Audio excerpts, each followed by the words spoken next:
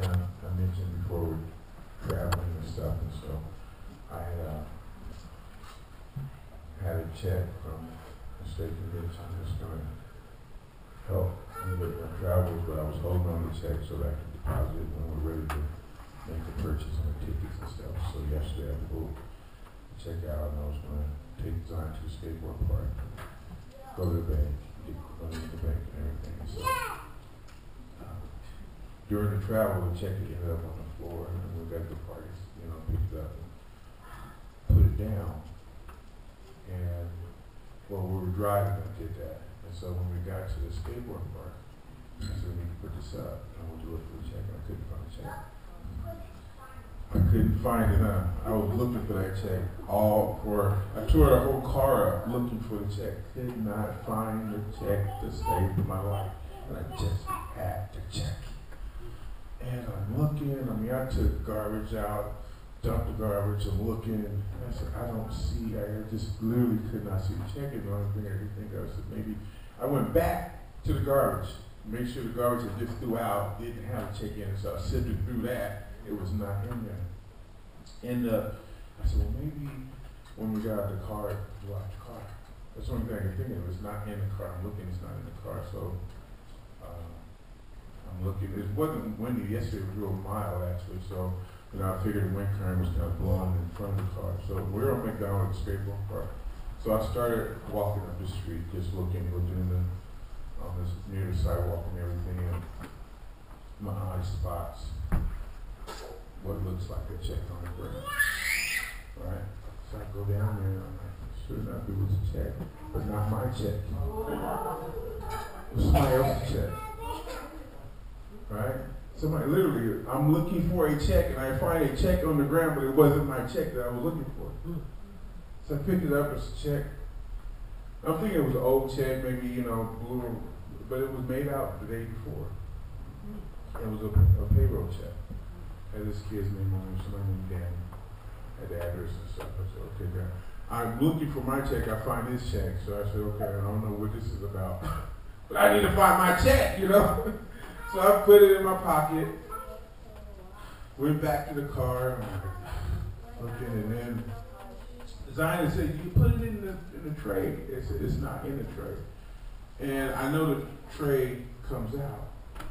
So I lifted up the tray. And lo and behold, underneath the tray was a check. Right?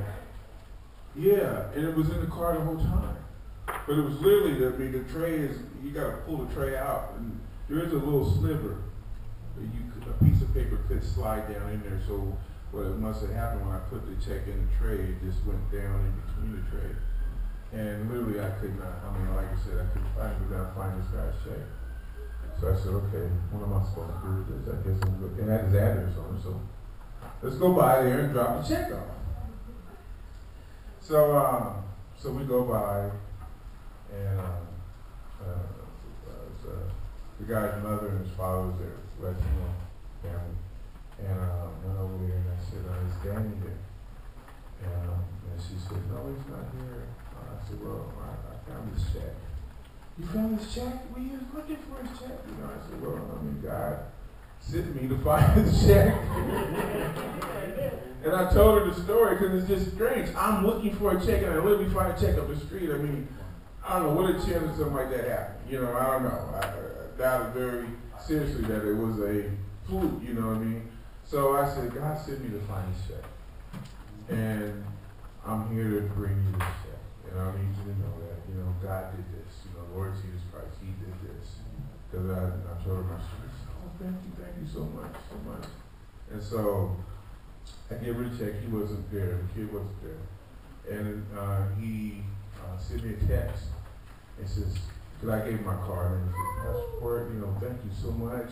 This was an answered prayer. I lost the check. My rent was due and I couldn't find it. And it was just, it had been 2 weeks for him to replace that check. And so he called me. I called him and talked to him. I said, brother, that was all God, because I tell you what, if your mother told you the story, I was looking for my check and then finding your check. And then, and so he said, what it was, he said, I prayed. And I prayed. I said, God, I can't afford to lose this check. where's his check? I said, well, he sent me to find it and give it to you. And so, you know, God gets all the glory for this. He said, I know that. He said, that was quick, too. And so God shows up, people. You know, I say that to say God shows up, and we're just kind of getting out, talking to people, and we need to do that more. I mean, you know, I had to face a circumstance in order to make that happen, but you don't have to be in a circumstance to just share Jesus with somebody. And I really think that's really one of the key things that came out of that, was we need to just continue to share Jesus with people. And don't wait, you know, sometimes God creates those circumstances, but you don't have to have him, you know, make you lose your check for you to talk to somebody about Jesus. Amen? Yeah. So, but that was a little story. It was just strange. It wasn't strange, but God did that. I definitely did not orchestrate anything like that. So, he gets the glory for all that. Well, are we dismissing our children this morning? What are we doing? Wow, really? Okay. Well, let's do that. You guys take a minute and say hi to somebody and dismiss the kids, and we'll come back.